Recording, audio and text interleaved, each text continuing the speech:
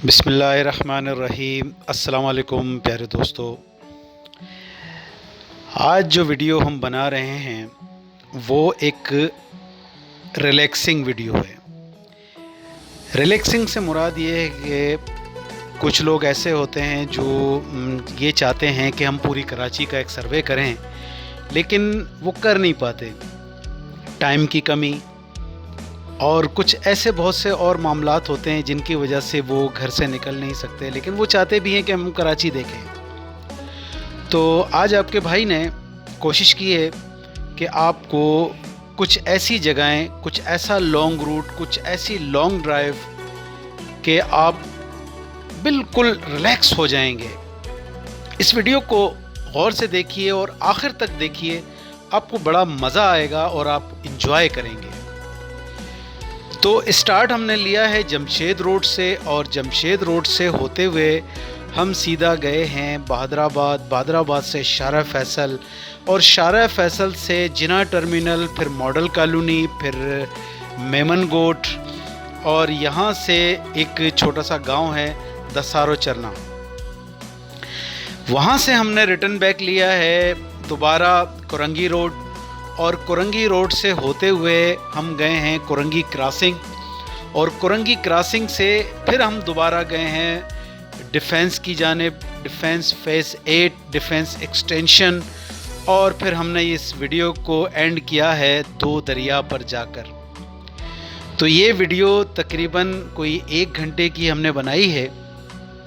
इसके बनाने का मकसद ही यही है कि इसको आप अपने बड़ी स्क्रीन पर लगा के इसकी वीडियो क्वालिटी भी देख सकते हैं, इसका साउंड इफ़ेक्ट भी देख सकते हैं, और बस मेहनत की है। और ये मेहनत आपका काम है कि इस मेहनत को हमारी किस तरह आप सराहेंगे। तो दोस्तों, फिर एक बात आती है कि हम इस चैनल को या हमारी इस वीडियो को बनाने का मकसद ही यही है कि आप तक मालूमात पहुंचाई जाए, और इसके लिए हम खुद जाते हैं इस वीडियो को बनाने के लिए, इस वीडियो पर मेहनत करते हैं, इसकी क्वालिटी का ख्याल रखते हैं, और साउंड्स कुछ इस तरह का हम इसमें लगाते हैं कि आपको वो गिरा भी ना गुज़रे और वो वीडियो आपको अच्छी भी लगे। तो हमारी मेहनत को सराहने का एक ही अंदाज़ है आपका कि हमारी वीडियो को आपने सब्सक्राइब करना है, ख़ासकर नए आने वाले, यानी हमारे चैनल को जो आज पहली मर्तबा देख रहे हैं वो हमारे इस चैनल को सब्सक्राइब ज़रूर करें, ताकि आपको हमारी आने वाली हर नई वीडियो बर वक्त आप तक पहुंच सके। आपके कमेंट्स हमारे लिए बहुत ही ज़्यादा अहम होते हैं, क्योंकि आपके कमेंट्स से ही हम मज़ीद आगे नई चीज़ें बनाने पर गौर करते हैं कि हमारे व्यूवर्स को ऐसी क्या चीज़ पसंद है, तो हम कोशिश करते हैं कि आपको वो चीज़ें बना कर दें। आप बिल्कुल रिलैक्स होके इस वीडियो को देखें और एंड तक देखें, बहुत ही इंजॉय करेंगे आप। कोशिश करूँगा कि बीच में आपको मज़ीद तंग ना करूँ, आपके मज़े को मैं ख़राब ना करूँ, इसलिए ये थोड़ी सी मैंने अपनी तकरीर समझ लें या इन्फॉर्मेशन समझ लें या इस भाई का कुछ गुफ्तगू समझ लें कि थोड़ी सी लंबी मैंने कर दी है, लेकिन अब आपको मज़ीद इंतज़ार नहीं करना पड़ेगा। आप इस वीडियो को गौर से देखें और देखते जाएं। जब एंड हो जाए तब आप हमें अपने कमेंट्स का इज़हार करें, अपने ख़यालात का इज़हार करें, और इस वीडियो के बारे में बताएं कि आपको ये वीडियो कैसी लगी, और इसमें अगर कोई ख़ामियाँ हैं तो उस ख़ामियों की निशानदही करें। हम कोशिश करेंगे कि आने वाली वीडियो के अंदर वो ख़ामियाँ आपको ना मिलें। तो एंजॉय कीजिए।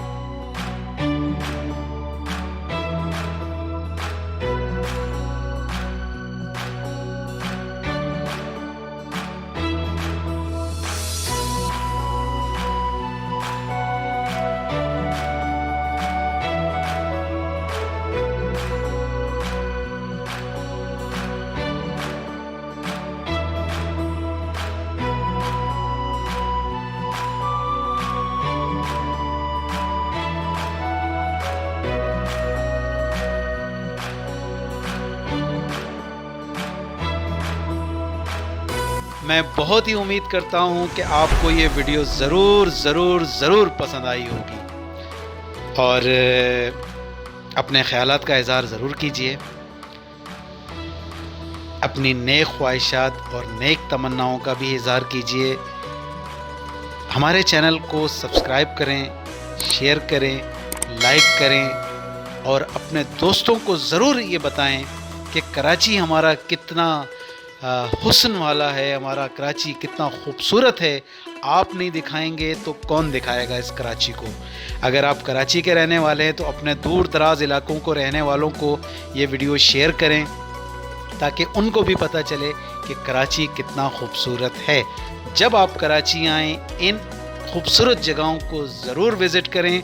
ये हमारा पार्ट 1 है और कुछ ही दिनों के बाद हम पार्ट 2 भी लॉन्च करेंगे, उसमें भी आपको मज़ा आएगा। अपना बहुत बहुत ख्याल रखिए। हबीब रज़ा को दीजिए इजाज़त। मिलते हैं एक नई वीडियो के साथ। अल्लाह निगहबान।